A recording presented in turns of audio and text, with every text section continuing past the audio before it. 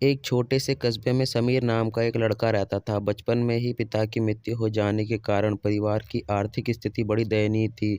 समीर की माँ कुछ पढ़ी लिखी जरूर थी, लेकिन उतनी पढ़ाई से नौकरी कहाँ मिलने वाली थी। सो घर घर बर्तन मांज कर और सिलाई बुनाई का काम करके किसी तरह अपने बच्चे को पढ़ा लिखा रही थी। समीर स्वभाव से थोड़ा शर्मीला था और अक्सर चुपचाप बैठा रहता था। एक दिन जब वो स्कूल से लौटा तो उसके हाथ में एक लिफाफा था। उसने माँ को लिफाफा पकड़ाते हुए कहा, माँ, मास्टर साहब ने तुम्हारे लिए ये चिट्ठी भेजी है, ज़रा देखो तो इसमें क्या लिखा है। माँ ने मन ही मन चिट्ठी पढ़ी और मुस्कुराकर बोली, बेटा, इसमें लिखा है कि आपका बेटा काफ़ी होशियार है। इस स्कूल के बाकी बच्चों की तुलना में इसका दिमाग बहुत तेज है और हमारे पास इसे पढ़ाने लायक शिक्षक नहीं है, इसलिए कल से आप इसे किसी और स्कूल में भेजें। यह बात सुनकर समीर को स्कूल न जाने सकने का दुख तो हुआ, पर साथ ही साथ उसका मन आत्मविश्वास से भर गया कि वो कुछ खास है और उसकी बुद्धि तीव्र है।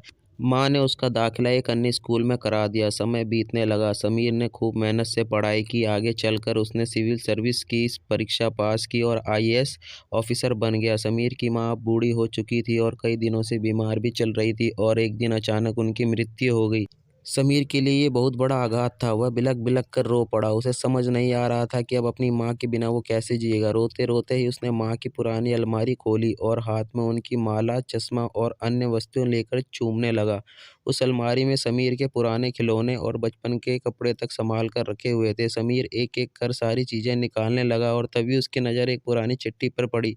दरअसल वो वही चिट्ठी थी जो मास्टर साहब ने 18 साल पहले दी थी। नम आँखों से समीर उस चिट्ठी को पढ़ने लगा। आदरणीय अभिभावक, आपको बताते हुए हमें अफ़सोस हो रहा है कि आपका बेटा समीर पढ़ाई में बेहद कमज़ोर है और खेल-कूद में भी भाग नहीं लेता। जान पड़ता है उम्र के हिसाब से समीर की बुद्धि विकसित नहीं हो पाई है। हमें इसे अपने विद्यालय में पढ़ाने में असमर्थ हैं। आपसे निवेदन है कि समीर का दाखिला किसी मंदबुद्धि विद्यालय में कराएँ अथवा खुद घर पर रख कर इसे पढ़ाएँ। समीर जानता था कि भले ही अब उसकी माँ इस दुनिया में नहीं रही हो, वो जहाँ भी रहे उसकी ममता, उसका आशीर्वाद सदा उस पर बना रहेगा। भगवान सभी जगह नहीं हो सकते, इसलिए उसने माँ बनाई है। माँ से बढ़कर त्याग और तपस्या की मूरत भला और कौन हो सकता है।